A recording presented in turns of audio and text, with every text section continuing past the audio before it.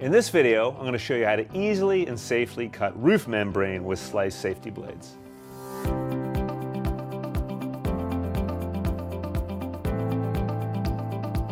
Recently, I've had requests about cutting roof membrane with slice safety blades, so I'm going to quickly demonstrate that using our new folding utility knife. You could use all sorts of our tools for this, but I wanted to introduce you to this great little item. It folds, like the name says, folding utility knife.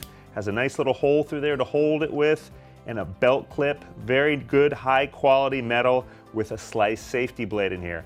It ships with a 105/26 rounded tip blade, but for this demonstration I've decided to use an optional 105/28 pointed tip blade. You could use either one, very safe, especially compared to traditional blades that are very sharp and very dangerous, whether it's traditional metal or traditional ceramic. These are not safe. Please use our slice safety blades. Membrane, roofing membrane is very sticky, has several layers, not a fun thing to cut, but very easy to cut when you go through it with the slice safety blades. Cuts through it like butter, look at that, very easy.